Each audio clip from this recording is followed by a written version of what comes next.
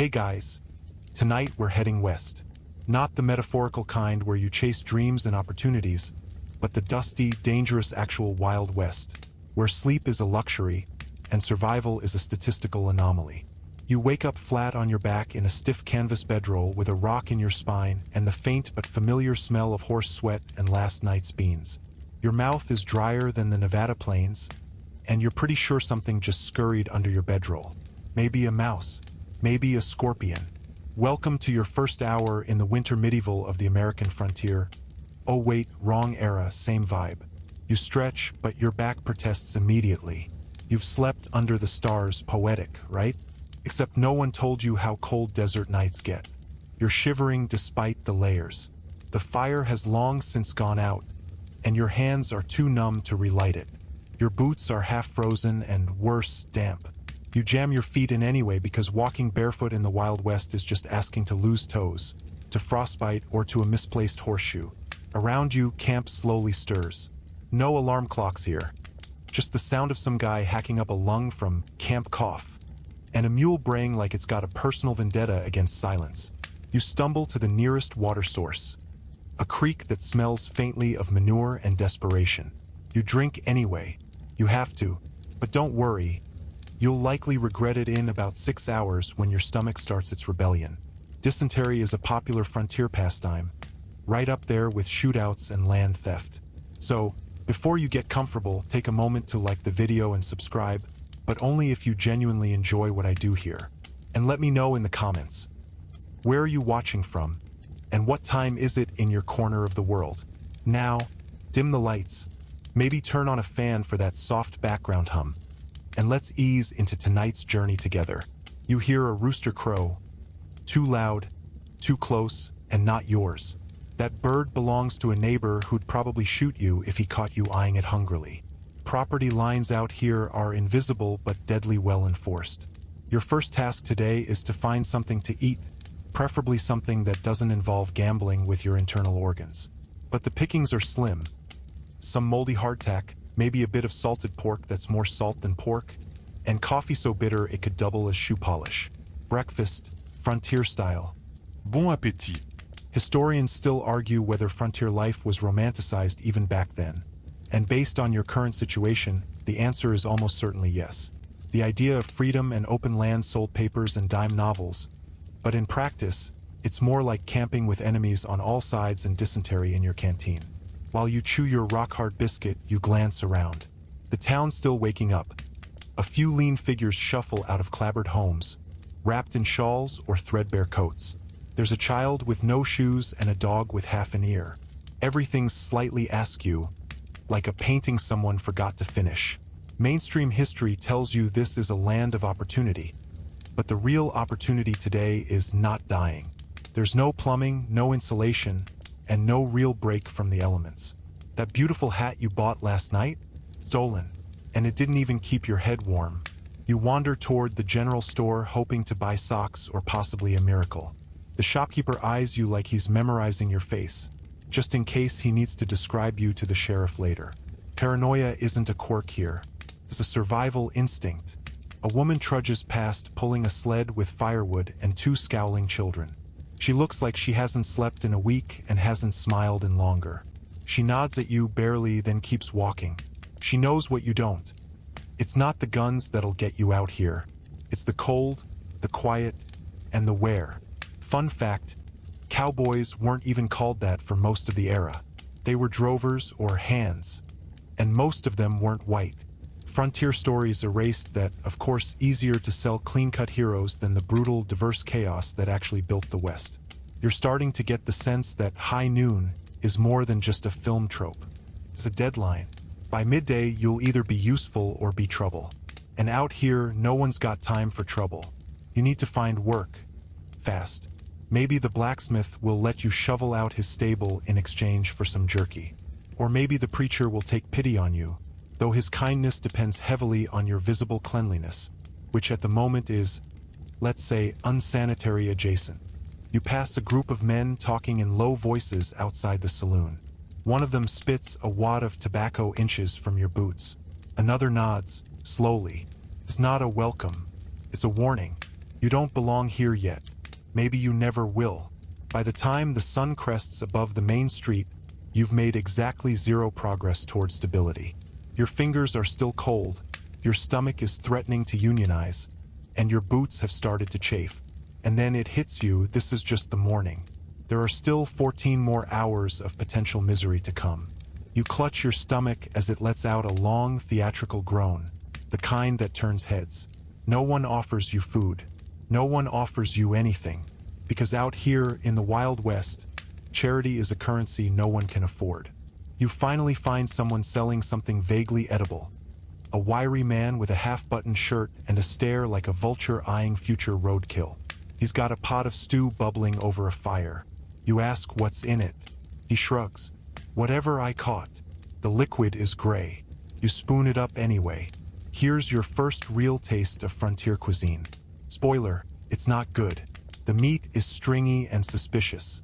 The texture's like someone boiled jerky and regret.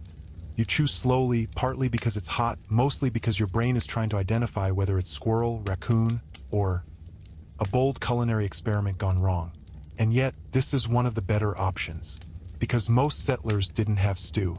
Most had hardtack, a flour and water biscuit so solid it doubled as a blunt weapon. Sailors used to carve dice out of them when they got bored. You're just trying to not crack a molar. Historians still argue whether hardtack was meant to be food or punishment. Either way, you're eating it now. You try to dunk it in your stew to soften it, but even the gray broth gives up and backs away.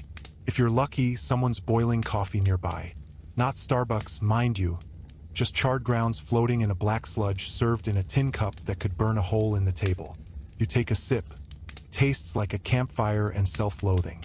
But it's hot, and right now that counts for a lot. Now let's talk about water. Oh yes, the basic building block of life. Except in the Wild West, it's also a roulette wheel.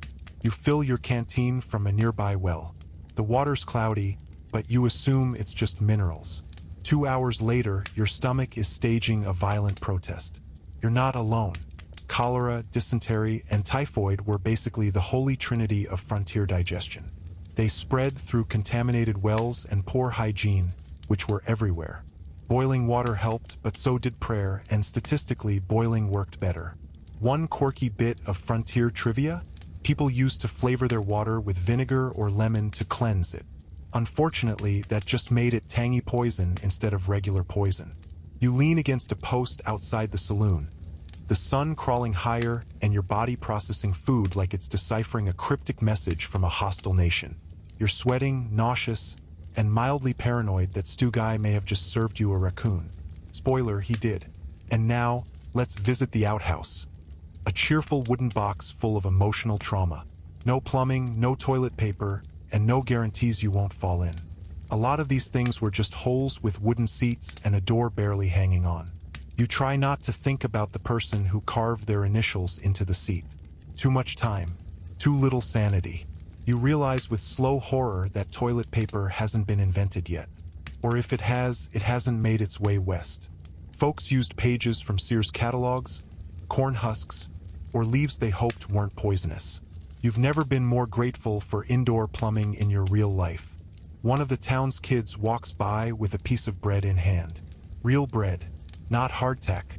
You give him a hopeful look. He scowls at you like you just asked to borrow his mother. Even children here don't play around. You try to walk it off. This fullness in your belly that somehow still feels like starvation. It's not a good sign when eating only makes things worse. You'd kill for an orange. Not literally. Yet, vitamin C deficiency, by the way, was a real problem out here. Scurvy wasn't just for pirates, settlers got it too. Gums bled, teeth fell out, joints stiffened. There were months at a time when fresh produce was just a myth whispered around smoky fires. Some tried growing gardens. Most failed. Soil was hard. Life was harder. At some point, a traveling peddler rolls into town with a squeaky cart. He's got tins of beans, pickled eggs, licorice, and what might be apples. They're brown, soft, and very, very expensive. You consider trading your boots for one, but then you remember your toes, and how attached you are to them, literally.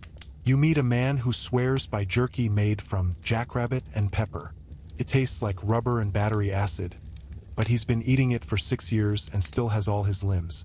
A frontier success story, if ever there was one. Historians still debate how many people died of food-related causes versus violence. But one thing's clear, you're far more likely to perish from a bad meal than a bullet. And judging by your current symptoms, you may be contributing to that data. The sun's higher now. Your headache is worse. The stew is definitely turning on you. You duck behind the livery stable and, well, let's just say the raccoon stew has exited the building. You try to recover your dignity, which is difficult when you're clutching your knees and dry heaving into dirt that hasn't seen rain since last year. A man walks by and mutters, "City folk," like it's a curse. You can't argue. Your stomach is empty again, but the prospect of eating more feels like a dare. You remember someone mentioned prairie oysters, a delicacy made from bull testicles. Suddenly, hunger doesn't seem so urgent. You drag yourself back to camp, find a shaded spot, and lie flat. Dust settles on your clothes. Flies buzz near your ears. You're starting to understand the rhythms of this place. Slow, hard, unforgiving. And it's still not even noon. You lie there for a while, eyes half closed, trying not to move. Partly because the ground feels stable compared to your stomach, but also because you're starting to realize that even doing nothing out here is exhausting. But nothing isn't an option in a town that smells like sweat, gunpowder, and distrust. You hear the creak of swinging saloon doors and a burst of laughter, rough, dry, and just a little too loud. You open one eye. 3 men stagger out, and it's not even lunch. The saloon in the Wild West isn't like the ones in movies, all polished wood and piano tunes. It's closer to a cave filled with booze, suspicion, and dental neglect. Inside, it's dim, smoky, and smells of tobacco, spilled whiskey, and sweat that's been marinating for years. You walk in and immediately regret it. Every head turns. You've just interrupted a sacred ritual, mid-morning drinking and minor cheating. The bartender is polishing a glass with a rag that looks dirtier than your boots. You nod at him. He doesn't nod back.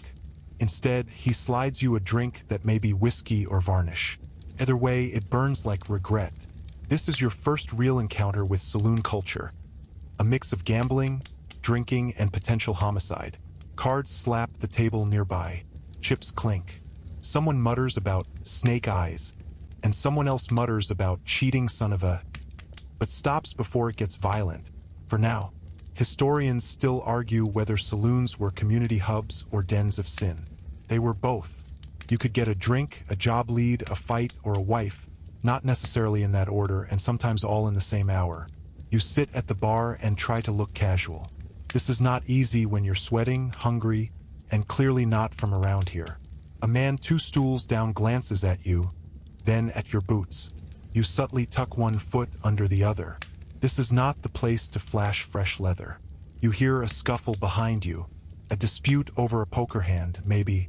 You glance back just in time to see someone grab a bottle, not to drink, but to swing. It shatters over another man's head with a crack that echoes like a thunderclap. The room stills. No one calls for help. No one gasps. The bartender rolls his eyes and pulls out a broom. The unconscious man gets dragged to the side.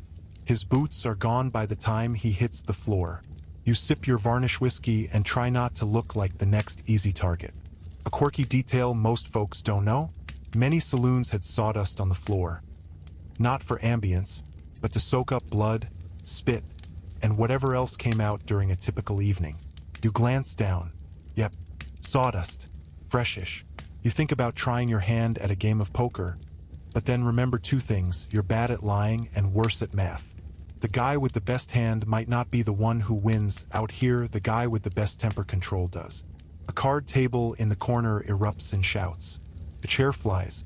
You duck instinctively. A bullet hits the wall near your head. A woman screams. Another woman yells back at her to shut it. The bartender doesn't flinch. Outside, a bell rings. Not a church bell, but the kind that says someone should probably fetch the undertaker. You've now officially survived a bar fight. Barely. You slip outside, heart racing, ears still ringing. Your face is pale, and your legs are moving before you even tell them to. You head toward the water trough and splash your face. It's a mix of horse spit and dust. You don't care. You start to get it now. This place runs on tension. Everyone's armed, everyone's drinking, and everyone's been wronged at least once. Conflict is the town's natural state. You remember hearing that the average cowboy earned less than $1 a day, but a funeral cost more than that. Violence wasn't just common, it was baked into the economics of daily life. Life hier ab, die Expensive. A boy passes you holding a chicken. The chicken is wearing a tiny hat. You blink. No one else reacts. You start to wonder if you're hallucinating. But then again, people in frontier towns did have odd traditions. One town held a frog jumping contest. Another elected a dog as mayor. Frontier boredom was a powerful creative force. Historians still debate whether gambling and saloon fights were exaggerated by newspapers. But the fact remains. Enough bodies hit the floor that saloon owners often kept coffins out back. Not decorative, just practical. You wander away from the saloon, trying to shake the tension. You need peace. You need quiet. You need to stop smelling like gun smoke and fear. But there's none of that here, because the Wild West doesn't have a neutral zone. It's not just wild because of the land. It's wild because people out here have nothing to lose, and they act like it. You lean against a post and look at the street again. A new guy rides into town. Long coat, wide hat, eyes you can't see under the brim. The kind of entrance that usually ends badly for someone. He ties up his horse, spits, and walks toward the saloon. No one stops him. No one greets him. Everyone watches. You do too. That's the thing about the Wild West. It's not just dangerous because of what happens. It's dangerous because you can feel that anything might happen at any moment. You take a deep breath, then cough, because even the air here tastes like tension and last night's gunpowder. And it's barely afternoon. You decide you've had enough of the saloon scene for one lifetime, or at least enough for someone with no life insurance. You shuffle away, boots scuffing through gritty dust, eyes darting at every figure leaning on a porch post or hitching a horse. One thing becomes quickly, painfully clear. Everyone is armed. That kid, revolver in his belt. That woman knitting on her porch, shotgun within reach. Even the town drunk, currently arguing with a fence post, has a pistol dangling from his waistband. Probably loaded, possibly backwards. And here you are, armed with nothing but nerves, an unsettled stomach, and what might be dysentery. Welcome to the frontier's version of social trust, mutual threat. Historians still argue whether gun ownership was as universal as the movies suggest, but the sheer visibility of firearms in the West wasn't myth. In many towns, carrying was expected. Unarmed men were either new in town, foolish, or about to be robbed. You, tragically, are 2 out of 3. The local blacksmith nods at you as you pass. You nod back, which feels like a mistake. Nods can mean many things out here. Greetings, challenges, pre-duel diplomacy. Best not to linger. You head toward the town square, or what counts as one. A few barrels, a dry trough, and a broken wagon that's been for sale since last year. A man is yelling about a lost goat. A woman's chasing a child who may or may not be hers. You spot the sheriff, finally, someone who might radiate authority and order. But instead of the clean-cut lawman you've seen in old films, this one's slouched under a wide hat, chewing tobacco and talking with the town butcher about something suspiciously meat-related. He notices you watching and raises one eyebrow. You freeze.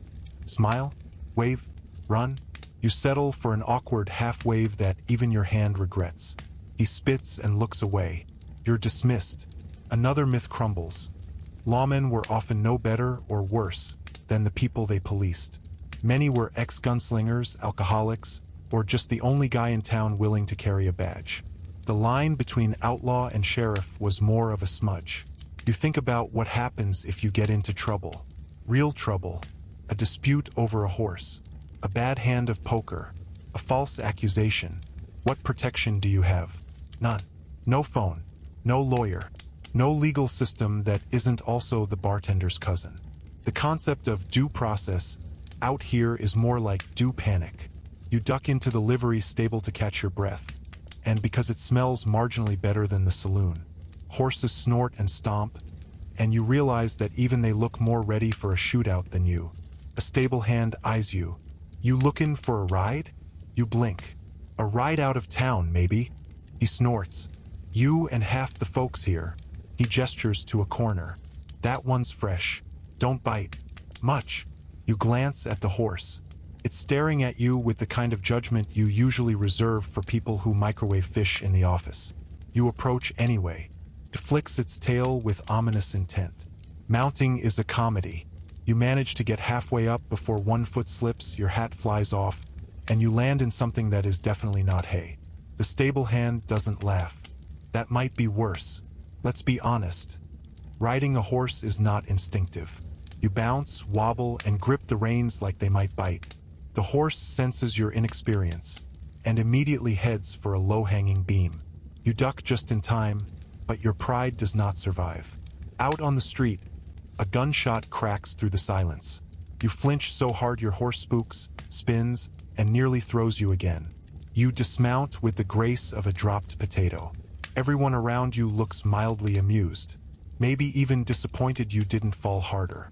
A man leans against a post, arms crossed. City boy, huh? You manage a tight smile. Just visiting. He nods.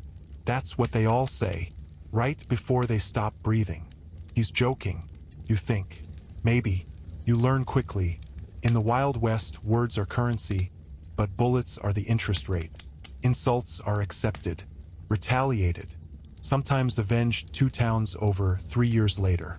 Grudges here have shelf lives longer than canned peaches. And everyone's got a story. Someone who wronged them, a brother who got ambushed, a cousin who died in a cattle stampede that maybe wasn't an accident. One quirky frontier habit?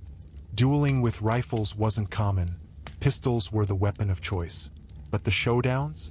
Rare. Most violence was fast, messy, and deeply unfair. No high noon symmetry, no pacing 10 steps. Just someone reaching faster, or sneaking first. You realize how out of place you are here. Not just unarmed, unread. People read faces like newspapers, and yours says soft in bold font. You try to harden your jawline. Twitches instead. A man nearby is showing off a new revolver to a crowd. He fires at a bottle on a post, shattering it with a deafening crack. The crowd whoops. Your ears ring. You remind yourself, this isn't entertainment. This is daily life. A town where a conversation can end in gunfire, and people still go back to their beans like it's Tuesday. Historians still argue whether frontier justice was efficient or just chaotic. Evidence points to both. Juries were often just locals with opinions and grudges. Trials lasted hours. Punishments ranged from shrug and move on to hang him by sundown. You glance at the gallows. It's real. It's used. The rope is not for decoration. You hear a commotion down the street. 2 men yelling. A woman crying. Someone's hand moving toward their belt. You don't stick around. You move fast. As you duck into the alley behind the general store, heart thudding, you realize, out here, staying alive is not about being the fastest draw. It's about knowing when not to speak, where not to stand, and who not to make eye contact with. You slide into the shadow of the alley, heart hammering in your chest like a drummer who's lost the rhythm but refuses to stop. You've just dodged your first proper showdown, the kind of street argument that can go from, hey, that's my horse too, and now you're bleeding on it. And while the man yelling back there may not have drawn his pistol yet, you've seen enough twitchy hands to know it's only a matter of when. You lean against the splintery wall of the general store, trying to calm your breathing. Around here, hyperventilating doesn't mark you as scared. It marks you as new, which is worse. New means clueless. New means vulnerable. New means you're a problem one bad conversation away from becoming a cautionary tale. And the real kicker? It's not just outlaws you need to worry about. It's the law. You step back onto the main street, slower this time, like prey testing if the predators are still watching. A few feet away, nailed crookedly to the town's bulletin board, is a piece of paper with your new favorite phrase, wanted dead or alive. The man's name doesn't ring a bell. The sketch looks like every rough-faced cowboy in town. Hat, mustache, squint. Frankly, you could have walked past him 3 times already. That's the problem. In the Wild West, the line between wanted man and man who wants something is extremely blurry. Historians still argue whether the wanted posters were always based on actual crimes. Many weren't. Some were political. Some were vengeful. Some were just creative writing exercises for bored sheriffs. If someone with influence didn't like you, congratulations, you were now an outlaw. You wander a little further down the street and spot another poster. A new name, different crime, same bounty. This one lists theft, assault, and suspicion of horse poisoning. You pause. Suspicion? That's enough to merit a manhunt and a paycheck? One quirky fact. Bounties were often paid even if the outlaw was brought in dead. So if you're ever wondering why people skipped the alive part, well, bullets are faster than handcuffs. You glance around at the men lounging outside the saloon. One of them, big, bearded, broad shoulders, is cleaning a rifle and smiling like he knows something you don't. Odds are he's a bounty hunter, or a butcher, or both. Dual professions are popular out here. You remember something else. Many bounty hunters weren't lawmen. They were freelancers, folks who enjoyed money, danger, and the legal gray area where murder becomes civic duty. You keep walking, slowly, too quickly and you look like you're fleeing. Too slowly and you look like you're stalling. Welcome to the frontier where even your walking speed is a statement. Suddenly, a voice. You seen this man? You turn not too fast and come face to face with a man holding up one of the posters. His eyes are sharp. His hat is low. His holster is not for show. You shake your head. No, sir. He watches your face like it owes him money. You sure? You nod carefully. I've only just arrived. He stares a second longer, then snorts. Figures. You look it. He walks off. You don't breathe until he's 5 steps away. That's the other thing about this place. Your life might hinge on how convincingly you lie about things you don't understand.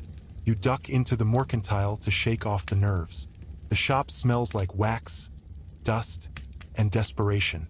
Shelves line the walls with goods. Tinned beans, candles, bullets, and a pair of boots hanging like trophies. Behind the counter, the storekeeper barely glances up. He's used to people like you, strangers who drift in on edge, scanning for exits. He goes back to slicing dried tobacco with a blade that's seen more action than you have. You pretend to browse. Maybe you need a weapon, something small, a knife at least, but even those are expensive. Out here, survival costs money, and you have none. You step back out and hear another crack. Gunfire again. Closer. The town freezes like an animal scenting blood. You can't see who fired, but everyone's posture changes. It's a communal muscle memory. Shoulders tighten, eyes narrow, hands drift toward hips. The sheriff strolls toward the sound, finally showing interest. You trail him from a distance, not because you're brave, but because staying put feels worse. Around the corner, you see 2 men, one on the ground, one holding a smoking pistol. No shouting, no crowd, just a small, messy aftermath. The sheriff kneels, checks for breath, and sighs.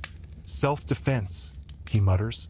He doesn't ask questions, doesn't even scold, just drags the body toward a cart.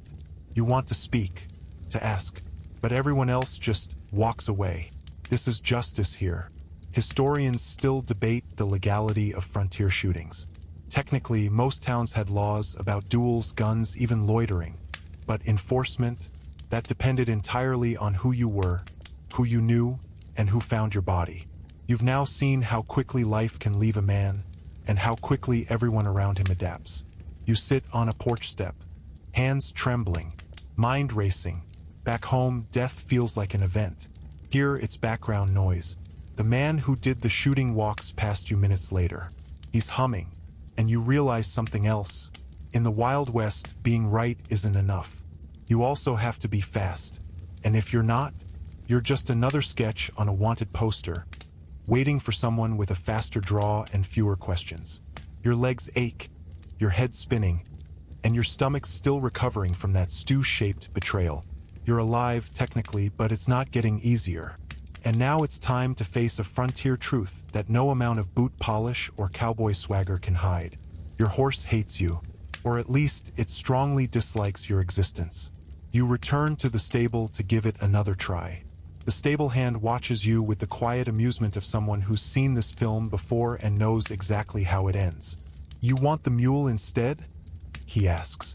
More forgiving. You wave him off. Pride before practicality.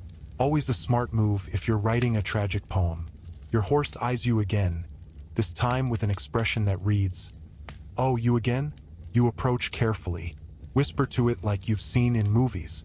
"Easy, girl." You reach for the reins and snort. She yanks her head back so hard you almost lose your balance.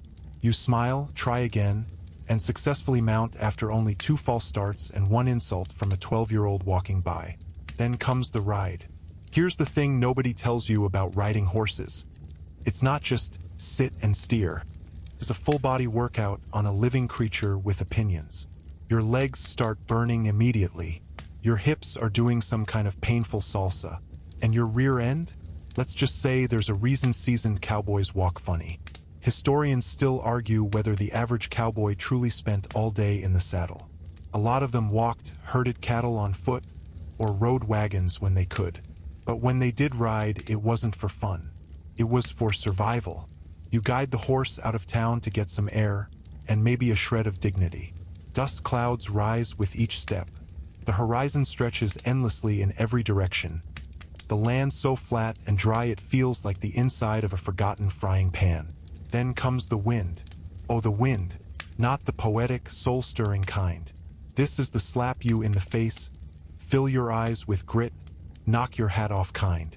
It howls like it's lost something, and it wants you to pay for it. You pull your coat tighter, but the cold cuts through like a blade. The Wild West wasn't always hot. In winter, temperatures dropped below freezing. Hypothermia could hit before you had time to say, "Maybe I should have stayed in New York." You pass a pair of riders heading the opposite way. They nod. You nod. Everyone nods. No one smiles. Because out here, a smile could be a challenge. A nod is neutral. A safe bet. Like betting on beans being terrible. Further out, you spot a cluster of trees near a creek. You steer toward it badly, and after another few minutes of bumping, bouncing, and questioning every life choice you've ever made, you dismount. You stumble to the water. It's icy cold. You splash some on your face and nearly yelp. Your horse immediately starts drinking like it hasn't seen water in days. You crouch in the shade and try to rest. This is the first time today you're truly alone. No yelling, no guns, no judgmental stares. Just you, your horse, and your growing list of regrets. You take out the hardtack from earlier and attempt a second bite. This time you succeed, sort of. Your molar survives, but barely. It's like chewing a piece of ceramic. Then you hear a rattle. Not the baby kind, the snake kind. You freeze. Slowly you turn your head. And there it is. A rattlesnake sunning itself a few feet away. Tail twitching, tongue flicking. Your heart races. Your horse backs up. You do the only thing you can do. You stay still and silently beg the universe for mercy. Historians still debate how common snake bites were on the frontier, but one thing's for sure, medical care was limited. You'd either be given whiskey, a hot knife, or a prayer. Possibly all three. The snake slithers off. You don't move until it's out of sight. Then you whisper a very modern curse under your breath. You're shaking. Again. Not because you're scared. No, you're just, cold. You mount the horse and begin the painful, slow ride back. The saddle, once merely uncomfortable, is now your enemy. Your thighs ache. Your lower back feels like someone tried to play poker on it, and lost. And worst of all, you're starting to get saddle sores. Yes, that's a thing. Quirky fact. Seasoned riders used salves made of bear grease or lard to ease saddle sores. You have the choice between nothing and humiliation. Back in town, you dismount like someone trying not to cry in front of strangers. You land, wobble, and then walk like you've just completed the world's least glamorous marathon. The stable hand says nothing, just gives you a single, knowing nod. You nod back. Nothing needs to be said. You limp toward the general store and try not to wince audibly. Every step is a reminder that horses are noble, majestic, and deeply vindictive. A couple walks past, both carrying rifles and grumbling about cattle rustlers. You don't know what cattle rustling even looks like, but judging by their expressions, it's a good way to get your evening canceled. Permanently, you finally collapse on a bench outside the store. The wood creaks ominously.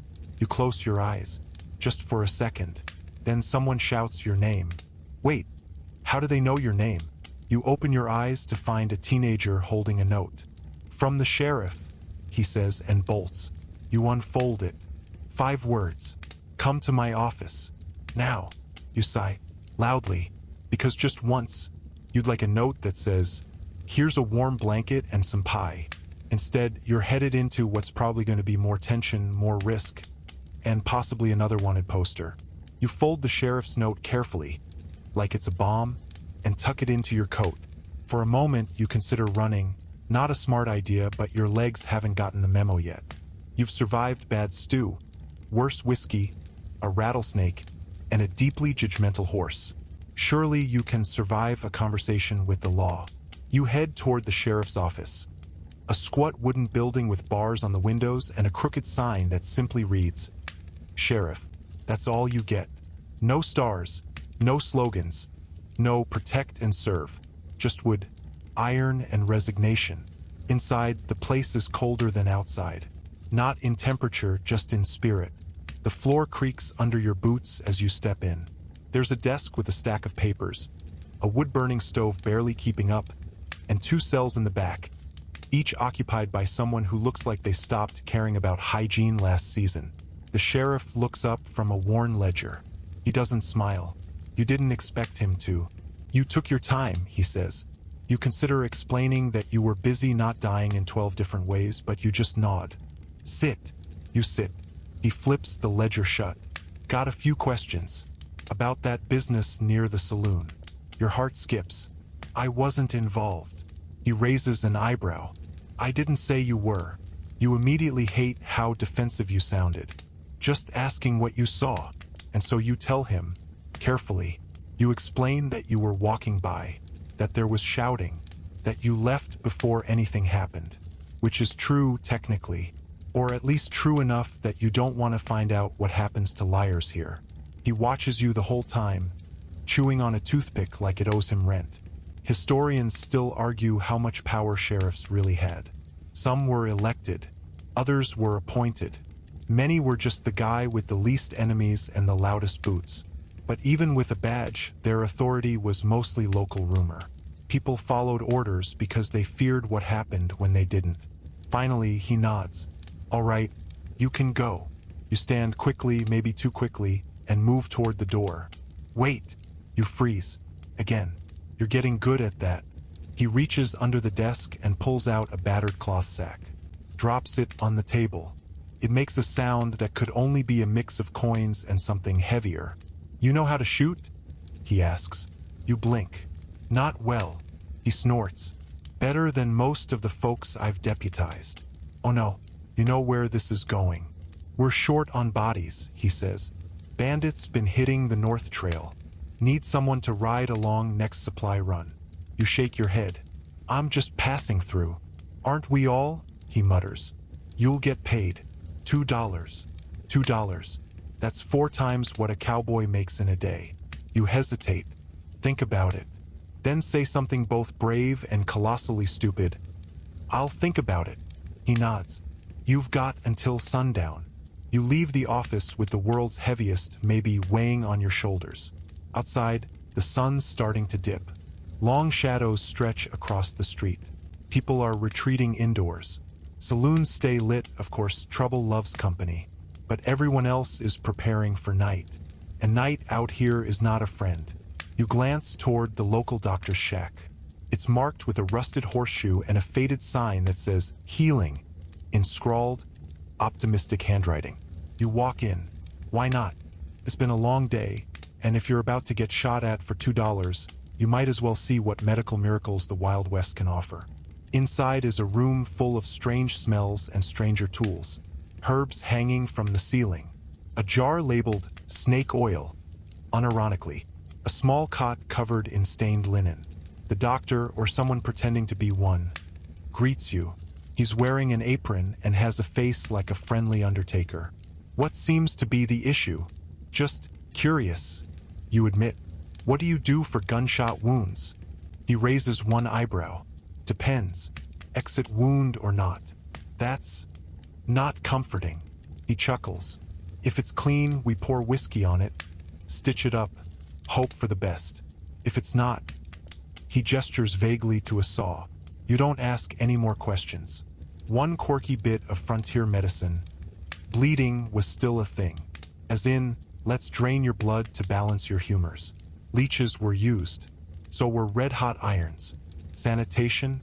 The concept existed as a suggestion. Historians still debate whether frontier doctors helped more than they harmed. Many had no formal training. Others apprenticed under traveling surgeons, who'd worked on more cows than people. But hey, if you survived, you had a great story and a new limp.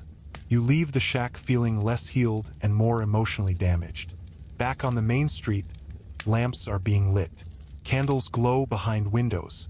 And suddenly, it's clear how thin the line is between village and wilderness.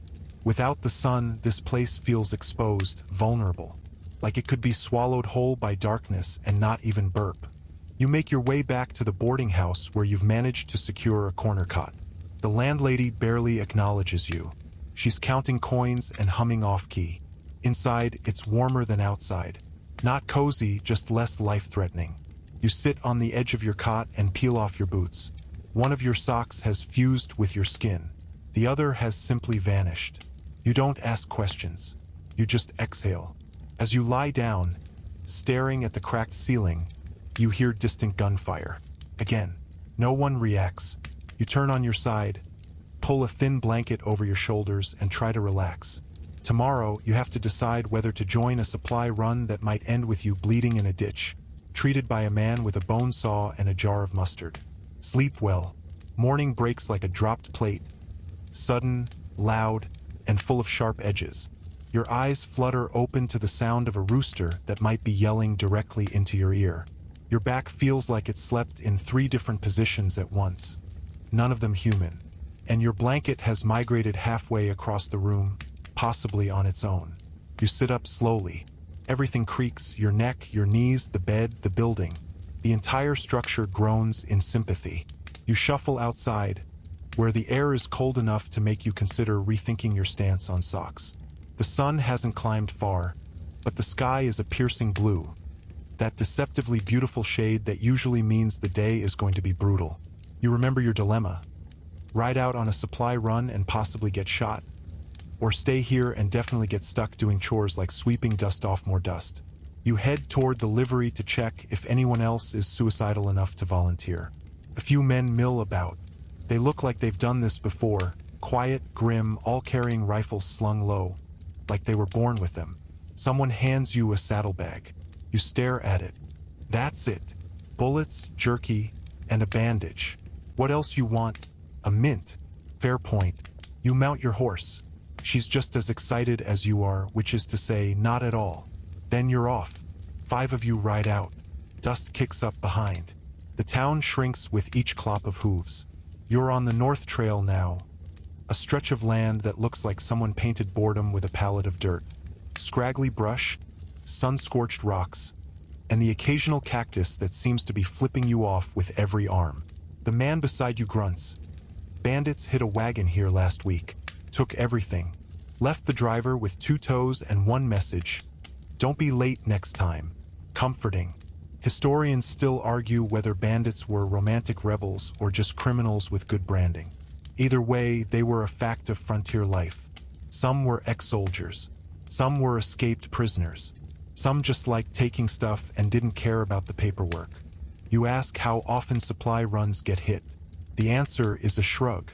Then, often enough we bring extra bullets and a shovel. You ride in silence for a while. The sun climbs higher, making your coat feel like a mistake.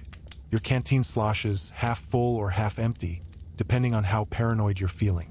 One man points to a cliff edge. Last year, some poor fool tried to shortcut the pass. Horse slipped. They didn't find the body for 2 months. You don't ask what was left to find. Then the wind changes. You smell something, smoke. Not fire smoke. Cooked meat smoke. Someone's camped nearby. You all slow down. Eye scanning. Fingers twitching near triggers. Eventually, you spot it. A wagon pulled to the side of the trail. A small campfire burning low. Two figures crouched beside it. The leader of your group, a man named Roy, who hasn't spoken in the last hour, signals for quiet. You approach slowly. The figures stand. Hands raised. One's a woman. The other's a boy, maybe 12. They're dirty, tired, and surrounded by empty tins. Roy speaks first. You alone? The woman nods. Horse went lame. Been stuck here 2 days. Where you headed? North Bend. My brother's ranch. Roy studies her, then glances at you. What do you think? You blink. Me? You got a face for judgment. Use it.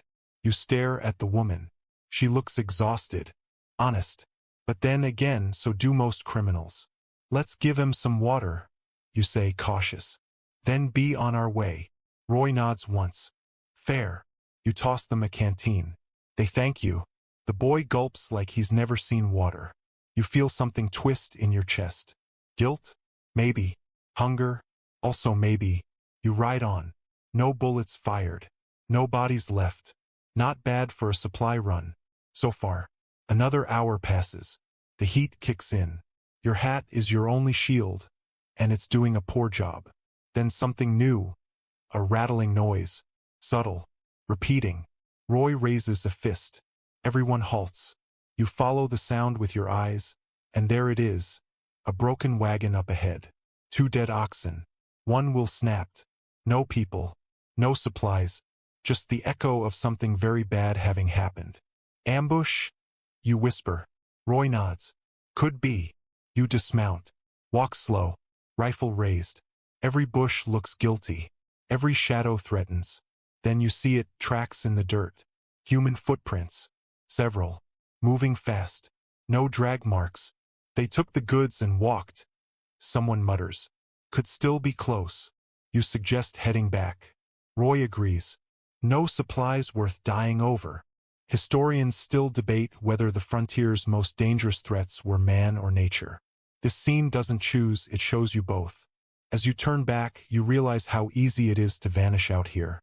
How quickly a person can go from citizen to ghost. The sun begins to set as your group re-enters town. The sheriff is waiting, leaning on a fence post, chewing what might be tobacco or just something to pass the time. Supplies? He asks. Gone. Roy replies. Dead. Nope. Just missing. The sheriff shrugs. Then they're lucky. You slide off your horse. Every muscle protests. Your legs feel like overcooked noodles. Back at the boarding house, you collapse on your cot. Dust clings to your skin. Your mouth tastes like road. You made it through the day. No bulitoles. No shallow grave. Just another headache and a strong desire to go back in time and not volunteer. Tomorrow you rest. Unless the sheriff has other plans. You wake up to yelling. Not the cheerful breakfast is ready kind. The other kind, the Wild West version of a group text. Urgent, loud, and slightly violent. You bolt upright, brain lagging 10 seconds behind your body. Your first coherent thought. Please don't let it be another gunfight. Your second. Where are my boots? The town is already up and buzzing by the time you stumble outside. Men are arguing near the saloon. The sheriff is striding toward them, coat flapping, hand hovering near his holster. Someone's holding a rifle sideways. A woman is shouting something about cheating scum. So, yes, it's another gunfight. You blend into the small crowd gathering near the stables. No one's trying to stop anything, just watching, like they're expecting popcorn to be invented any minute. 2 men square off in the dusty street. One is lean, clean-shaven, twitchy. The other is older, calm, and already has his hand resting lazily on his belt. This isn't just a fight, it's a duel. Historians still argue whether duels were as common as pop culture suggests. The short answer is no. Most disputes were settled through ambushes, drunken brawls, or passive-aggressive spitting. But duels did happen, especially when someone felt disrespected in public. You, meanwhile, are standing 10 feet away from a possible homicide in progress. Again, that's 3 in 2 days by your count. Probably a slow week. The sheriff steps between them. You want to settle this like men or like idiots? They stare him down. Then one mutters, "He called me a cheat." The other shrugs. "Because you are one." Gun. Flash. You flinch. But the sheriff is faster and angrier.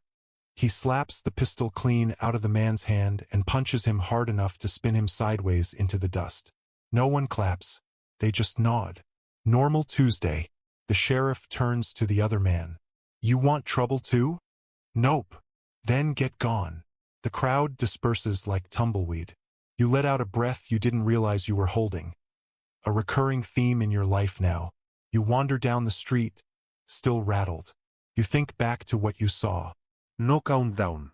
No dramatic standoff. No 10 steps and turn. Just accusations and nearly a corpse. That's the thing about the West.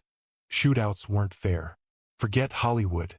Forget the music cues and long, dramatic stares. In real life, most gunfights lasted under 10 seconds. The person who shot first usually won, unless they missed, in which case the other guy got promoted to main character. You pass by the undertaker's shop. The front door is open. You peer inside. Neat rows of unfinished pine boxes line the walls. Some adult-sized, some smaller. You don't linger. Quirky fact: many undertakers in the West also ran furniture shops. Death, like everything else out here, was a business model with diversification. You continue walking, trying to process, to understand how people survive with death such a constant presence. Not just illness or accidents, but deliberate man-made death. You pass by a church. The preacher is outside, sweeping the steps. He looks tired. You nod at him. He says, "You new here?" You nod back. He doesn't offer a sermon. Doesn't invite you inside. Just says, "If you hear shooting, duck. And pray after."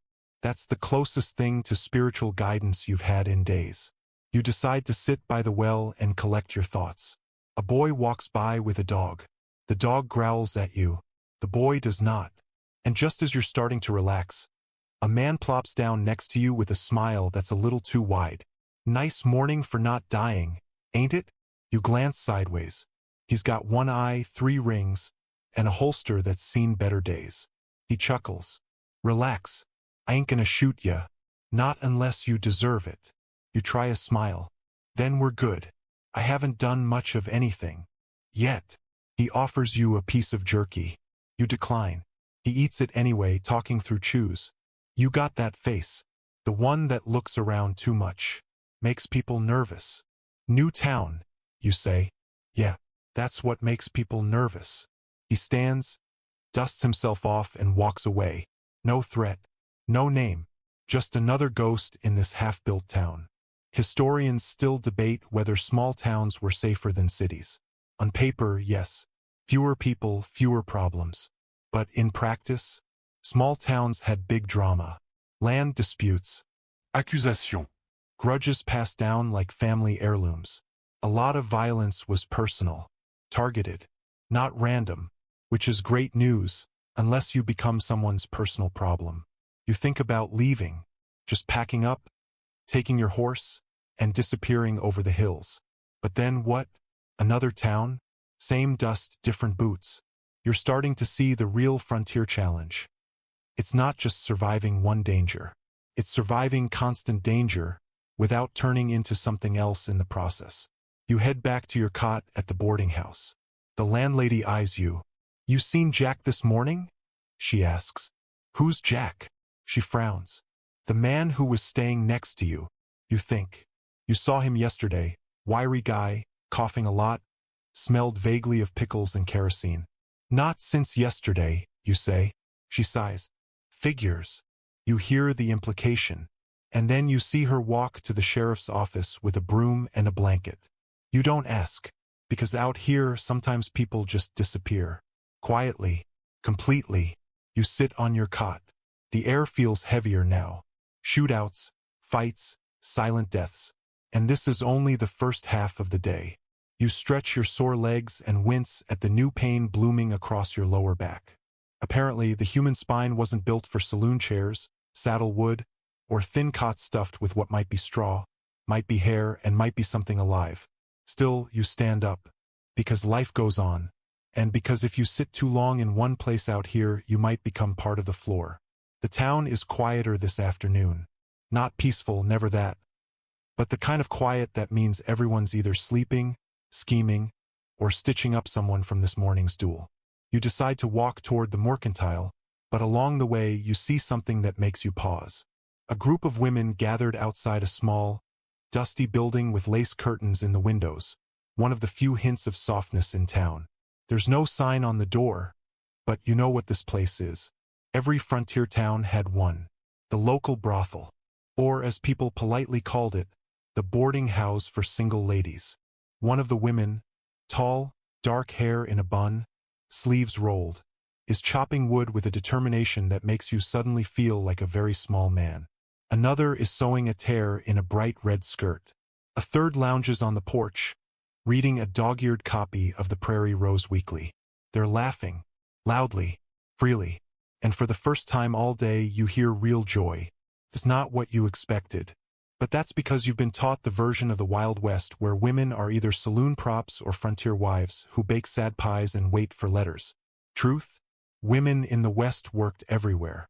They were innkeepers, sharpshooters, ranchers, midwives, business owners. And yes, some worked in the trade no one liked to talk about. But they weren't weak.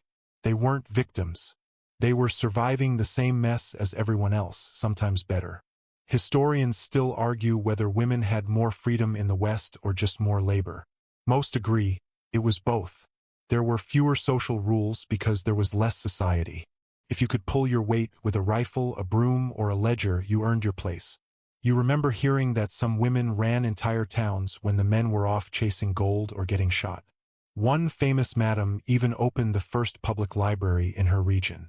Another funded a school with her earnings. The women outside the boarding house spot you. One whistles, loud and unashamed. You blush so hard your ears go hot. Easy, sweetheart. One calls out. We don't bite unless asked nicely. You wave awkwardly and keep walking, trying to remember how legs work. But the encounter lingers with you. You realize the Wild West wasn't just hard on men. It was brutal on everyone, especially women. Imagine childbirth in a dirt-floored cabin. Imagine trying to raise children during a drought, a locust swarm, or a bandit siege.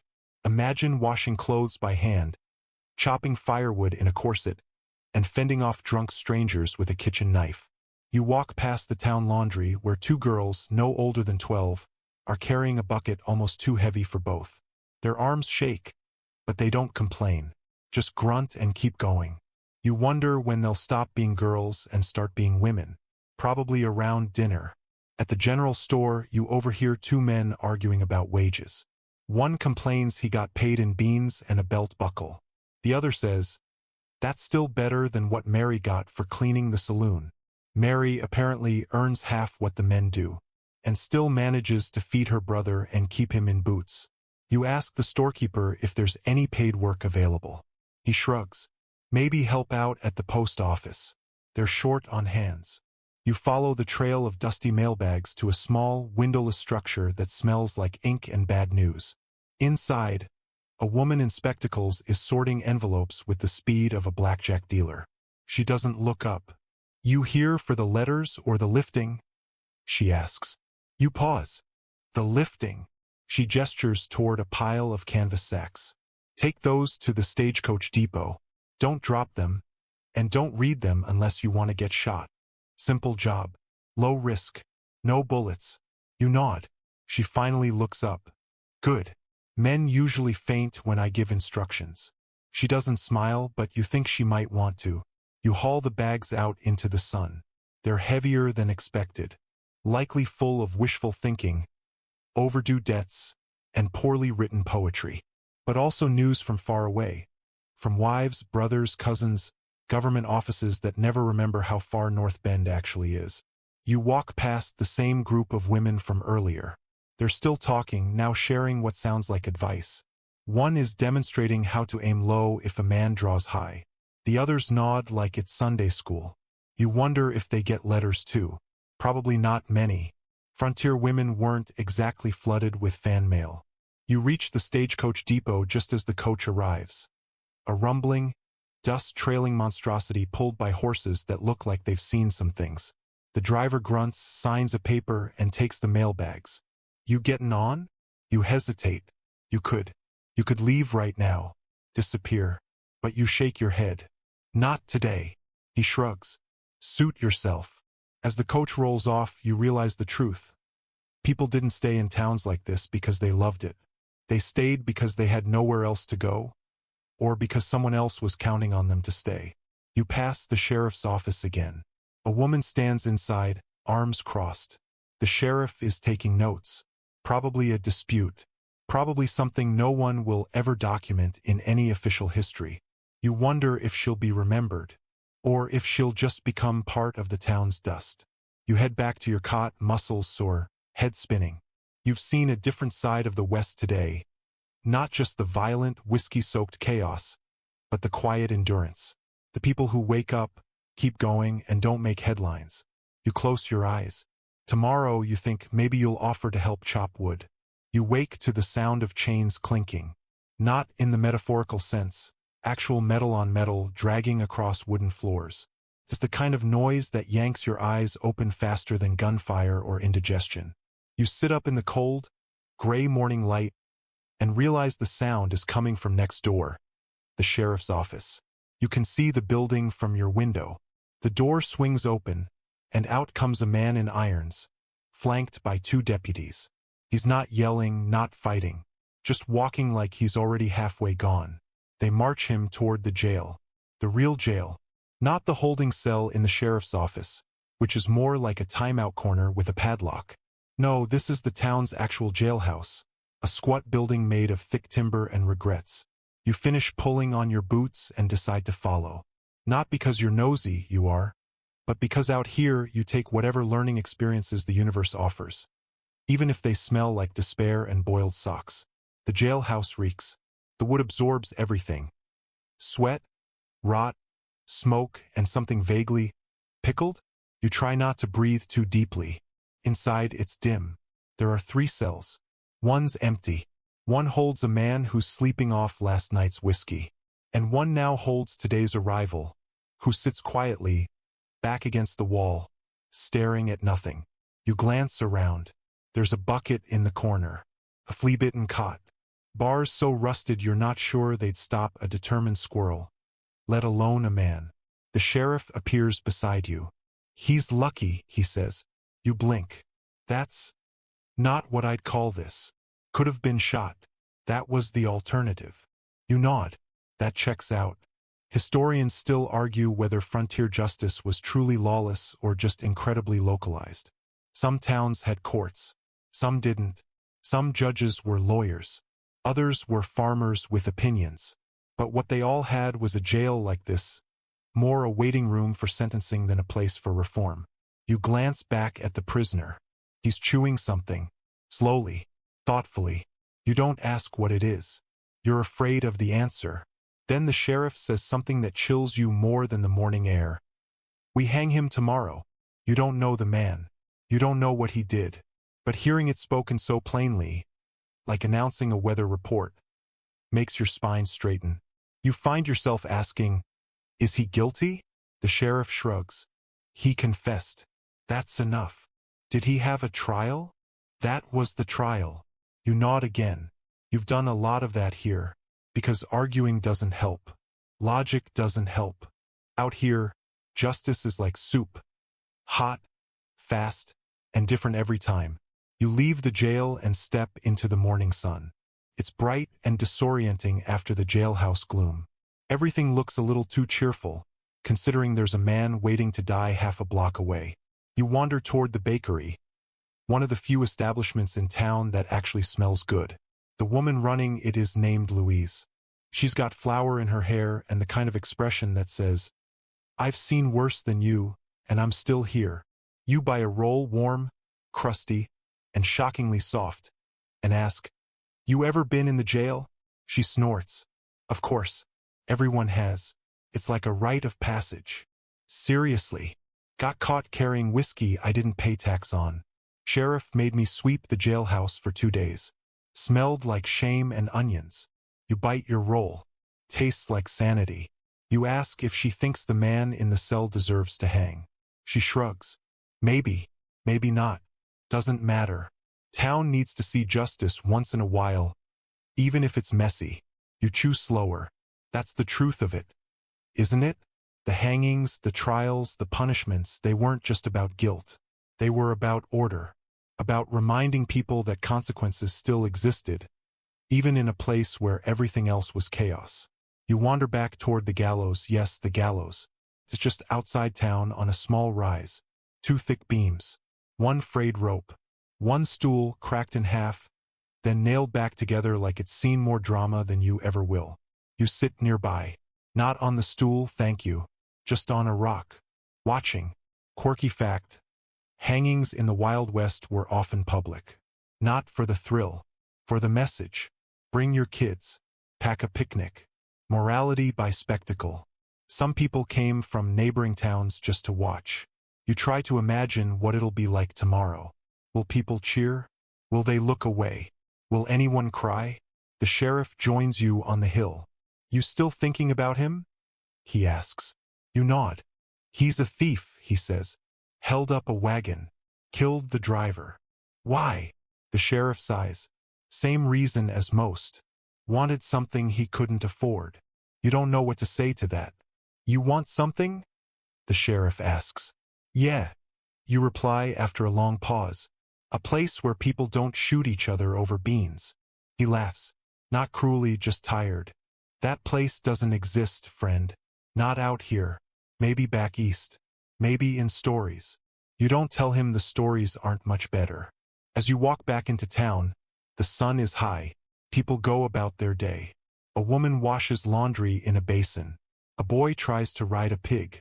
Someone sings off-key from a second-floor window. Life goes on. And tomorrow someone won't. You wake up before sunrise, which feels deeply unfair for someone who nearly got shot twice and morally bruised once in the last 48 hours. But sleep in the Wild West isn't so much a right as it is a privilege, and often a short-lived one. This morning it's cold enough to bite. Not chilly. Not brisk. This is the kind of cold that stiffens your shirt before you put it on and makes your breath look like cigarette smoke in the lamplight. You layer up, shirt, vest, coat, whatever's dry, and still feel like a marinated icicle. Your boots are stiff with dew and betrayal. You walk outside and promptly regret everything. A sharp wind slices across the street, carrying with it a tumbleweed, 2 newspaper scraps, and what might have once been someone's hat. Everything out here wants to move, decay, or escape. You make your way to the bathhouse. Yes, bathhouse. Don't get excited. It's a 1-room shed with a tin roof, a wooden tub, and a bucket system that requires prayer, coordination, and the upper body strength of a circus acrobat. The water's been sitting overnight, which means it's just slightly above glacier. You throw some on your face and immediately regret being born. Bathing out here isn't about feeling fresh. It's about getting the visible grime off your body before your skin rebels and forms its own town charter. The lady who runs the place, Maru, watches you from behind a tattered curtain. She's holding a towel that looks clean but smells like old horseshoe polish. 5 cents for a full soak, she says. Or 2 for a rinse and a scream. You go with the scream. Historians still argue whether bathing was rare due to water scarcity or sheer indifference. Truth is, it was both. Water was heavy. Soap was expensive.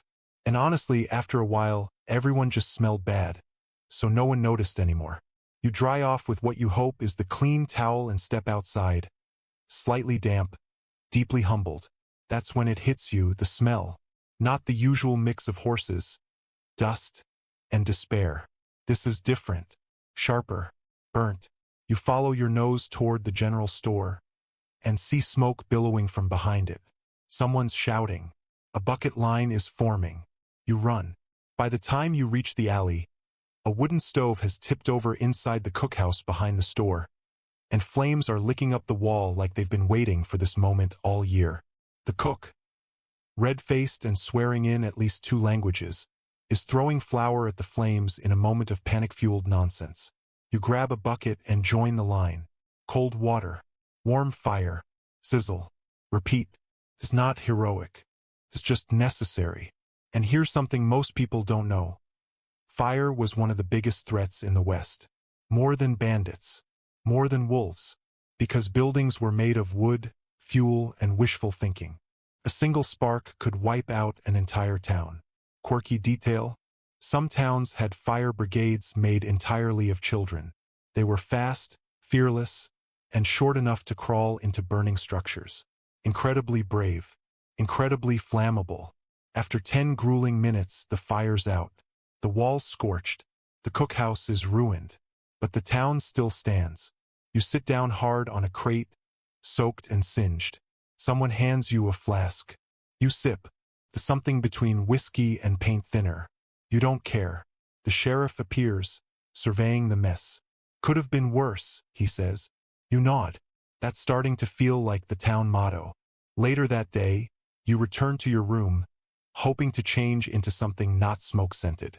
That's when you notice something missing, your spare boots. You check again. Gone. You walk downstairs to the landlady. She shrugs. Didn't see nothing. Check the saloon. Which is Wild West for, yeah, they got stolen. You head there. Inside, it's the usual symphony of murmurs, clinks, and unspoken threats. You spot your boots under a table, on someone else's feet. You approach, calm, steady, like a person who's thought this through and decided not to die today. Those are mine, you say.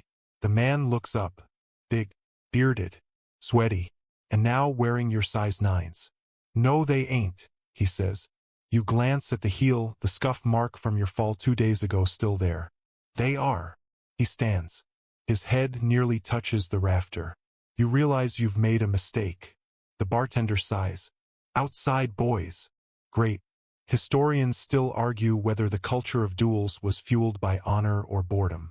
Today, it's clearly boredom. You both step out. He flexes.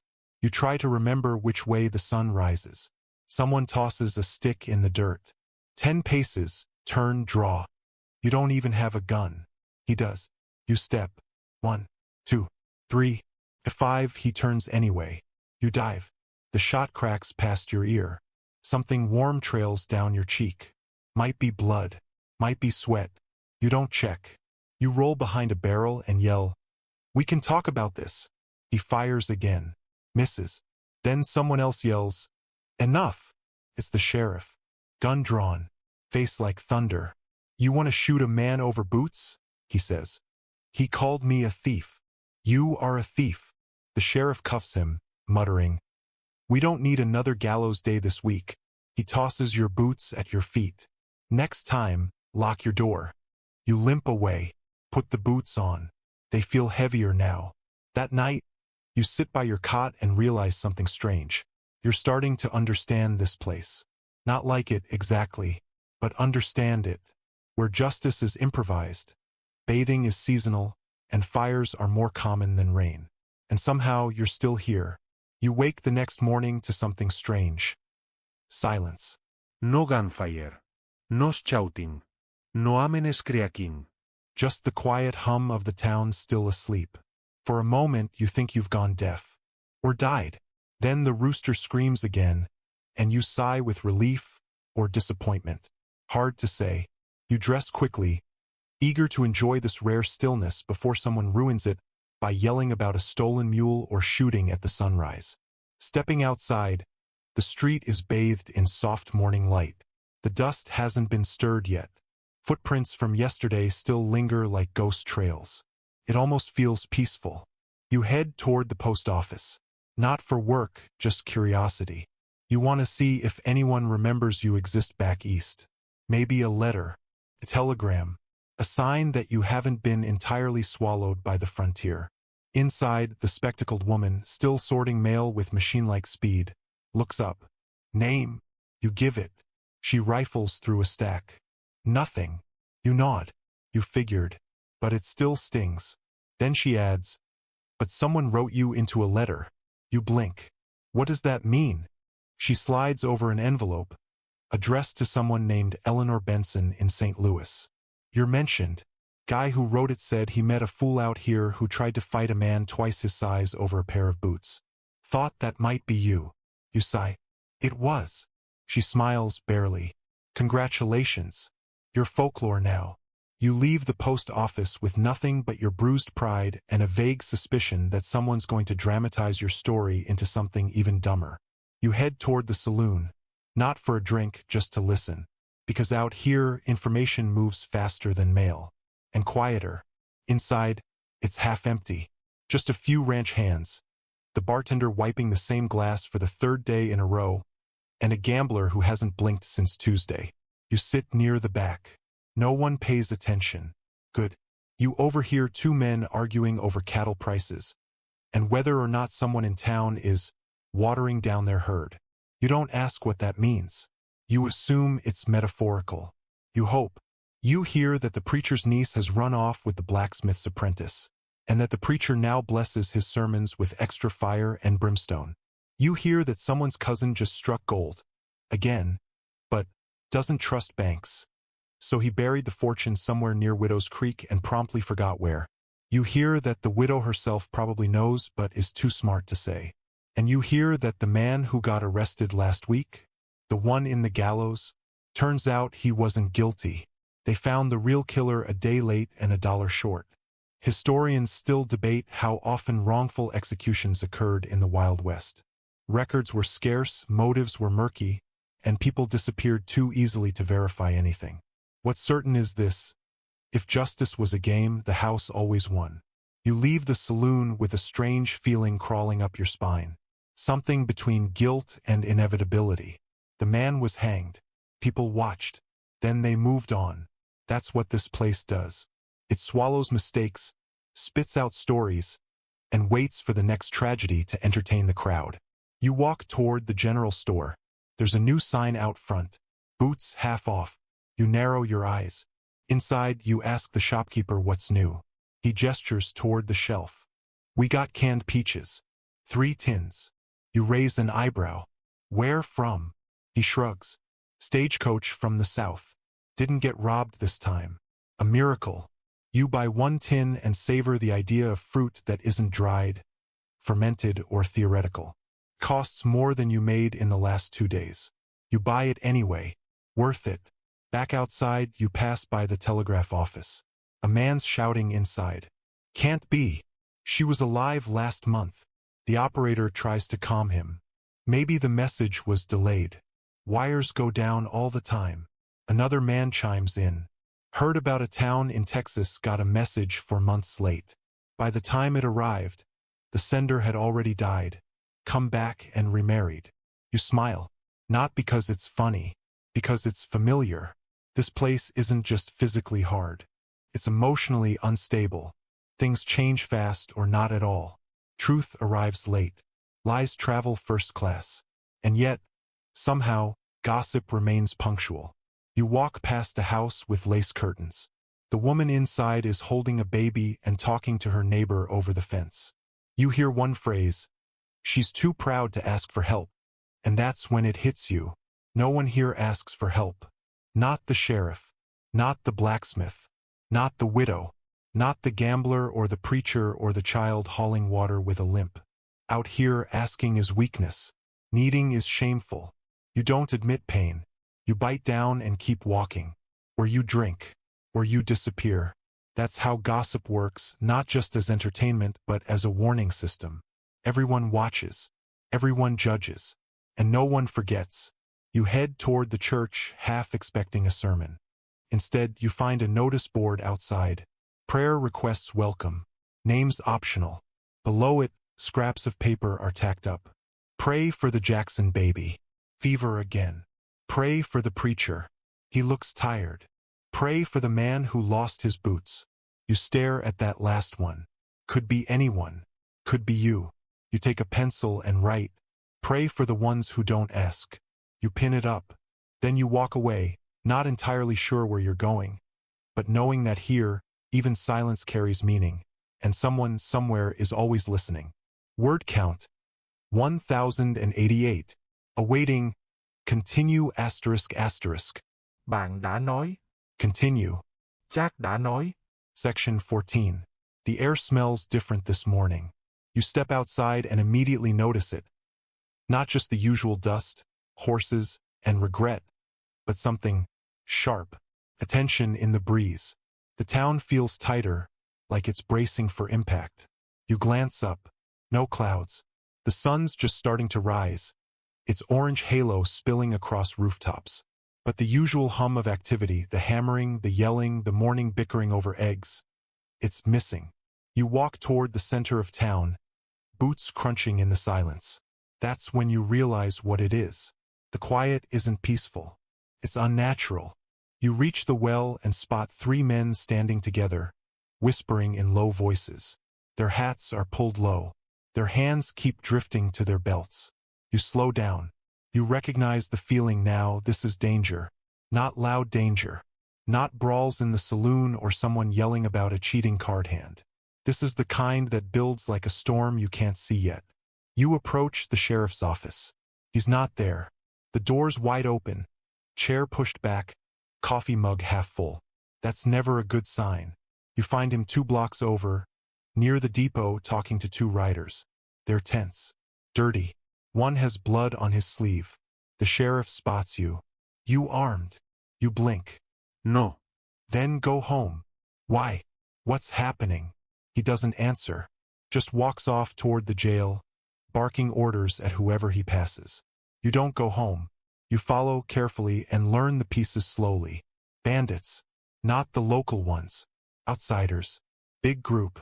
Hit a ranch outside town last night. Took supplies. Shot 2 men. Rode off before dawn. Now, the sheriff thinks they're coming here. Historians still debate how frequent full-town raids really were.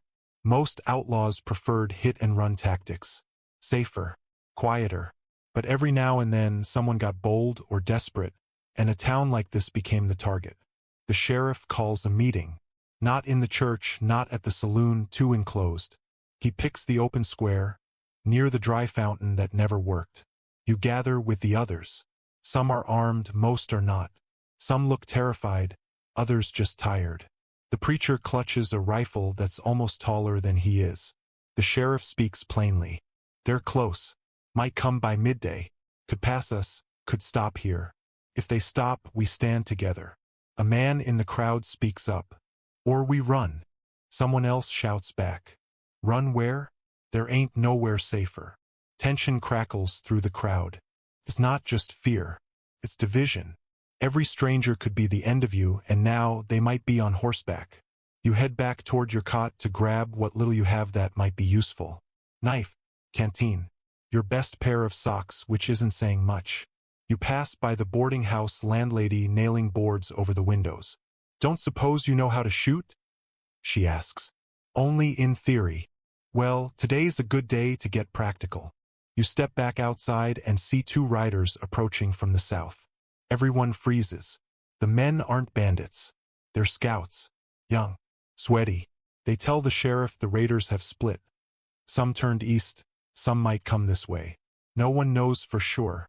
This is the worst part. Not knowing. Waiting. Listening. Feeling your heart drum against your ribs like it's trying to get out and check for danger on its own. You head to the saloon, where people are strangely quiet. No cards. No jokes. Just long stares and slow sips.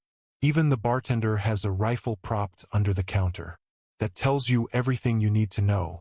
You sit near the door. Watch. Breathe. Wait. The preacher enters, walks to the center of the room, and clears his throat. No sermon, he says. Just something to remember. He pauses. No one blinks. Some of you will run. Some of you will stand. I don't judge either. But if they come through here, and we don't stand together, this town's gone by nightfall. He leaves. That's it. Just a quiet challenge, dropped like a stone in a still pond. The man next to you says, "He's right."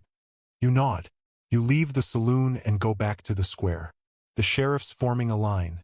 Not a military one, just townsfolk with guns and firm voices. He sees you. You sure about this? You're not. Not even close. But you nod anyway. He tosses you a rifle. It's heavy, worn, and smells like every bad decision you've ever made. He says, aim low. Don't panic. If you can't shoot, reload for someone who can. Got it. The hours stretch. Noon crawls closer. Still no sign. You squint toward the horizon, eyes burning. Are those riders? Are they friendly? Is it heat shimmer? You can't tell. Then someone yells, dust cloud. South side. The line tightens. People grip guns. Prayers rise from dry throats. A dog barks and gets shushed. The dust comes closer, closer, and then a wagon. Not raiders. Just a traveling merchant with a broken wheel and an apology. Half the crowd laughs. Half almost faints. You drop the rifle and sit on the ground, breathing like you just outran death itself. Historians still argue whether fear kept town safe or just worn down. Today it did both. You walk back to your cot, exhausted from doing nothing. The sheriff claps you on the shoulder. Doesn't say anything. Doesn't have to. Back at the post office, a new letter's arrived. Not for you. But on the back of the envelope, someone scribbled, stay low. Stay ready. You don't know who wrote it. You hang it on your wall anyway. By now, you've accepted the fact that every day out here is just a different flavor of chaos. But today brings the worst flavor of them all. Winter. You wake up and immediately realize something's wrong. It's too quiet, too still. You breathe out and see your breath hang in the air like a ghost that hasn't figured out how to leave yet.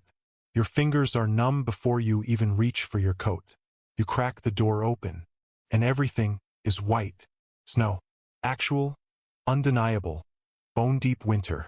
You step outside and the cold hits you like a slap from nature herself. Not the polite, snowy postcard version of winter. This is Wild West winter, the kind that kills crops, splits wood, and makes you understand why people started naming their goats.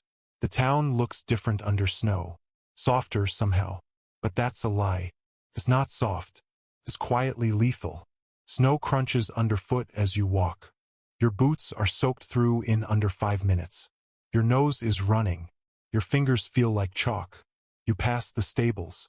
Horses huddle together, steam rising from their backs. The stable boy is chipping ice from a trough with what looks like a crowbar and a personal grudge. You nod at him. He nods back, and his eyebrows are frosted over. Cold enough for you? He croaks. You nod again, teeth chattering too hard to reply. Inside the saloon, the stove is roaring, and people are gathered close like moths in heavy coats. You head there instinctively. There's warmth. There's coffee. There's a man telling a story about how he once survived a blizzard by sleeping inside a gutted mule. You don't ask for details. Historians still argue whether winters were truly harsher in the Old West or just more miserable because no one had central heating or enough socks. Probably both. Either way, when winter came, everything changed: the rules, the risks, the rhythm of survival. Food spoils slower, sure, but so does everything else. Tools break. Fires die. Fingers freeze.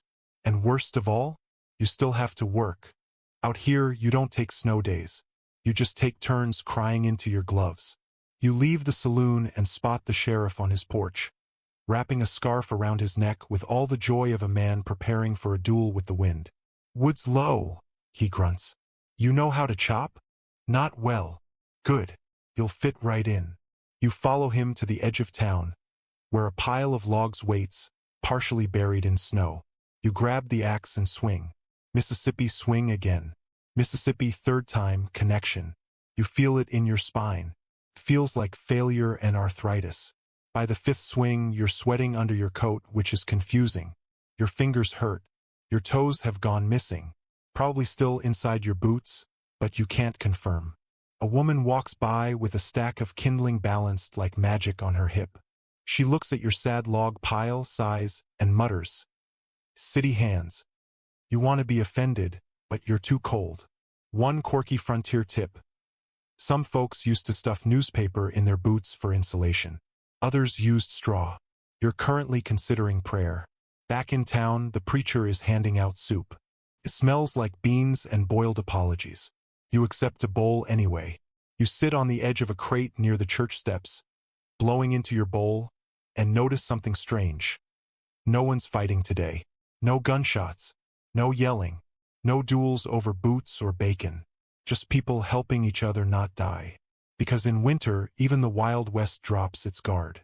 For a while, a kid walks up beside you, chewing something frozen and regrettable. "You ever seen snow before?" he asks. You nod. "Not like this." He grins. "It's worse at night." Great. You head back to the boarding house. The window in your room has frost flowers blooming along the inside. You lie on your cot under 3 blankets and still shiver. Your breath curls upward. You think about firewood, about soup, about the man who nearly froze in the privy last year and was found by a chicken. You remember stories of people sleeping in barns, wrapped in hay with goats for body heat. You don't have a goat. You dozy off, only to be woken by shouting. Outside, someone's yelling about footprints. Near the general store. Not human. Wolf. You throw your coat on and run, because out here, everything comes with teeth. You reach the store just as the sheriff arrives, rifle in hand. The snow's been disturbed. Big prints. Deep. The sheriff kneels. Came close to town. Too close. Think it's still near? He stands. Don't know. Don't care. Not tonight. Everyone heads back inside. Fires are stoked. Guns are loaded. Doors are barred. And just like that, the calm cracks. You lie awake that night listening, to the wind, to the creaks of cold timber, to the strange noise that might be a howl, or might be the house settling. You don't sleep well, because now you understand something that no letter could explain. No story could exaggerate. The West doesn't want you dead. It just doesn't care if you live. Wind down, 300 words. But now, as the night stretches long and slow across this cold little town, you're warm under your pile of threadbare blankets. The fire down the hall crackles soft and low. Outside, the snow has buried the streets in silence. And for once, no one's shouting. No boot stamp. No gansecho. Just the hush of a place finally too tired to be wild. You close your eyes and imagine the wind smoothing snowdrifts into soft curves. The horses asleep in the stables, their breath rising like smoke in the dark. Somewhere, a mother hushes her baby back to sleep with an old lullaby and a promise she hopes she can keep. You're still sore, still half frozen, still a little afraid, but you're also still here. And out here, that means everything. So you breathe in and out and let your mind drift far from the cold, from the hunger, from the uncertainty, to the soft rhythm of hooves on snow, to the creak of old wood, to the quiet, quiet heartbeat of survival. Tomorrow might bring more dust, more bullets, more stew made from questionable animals. But for now, the town is still. And you finally sleep.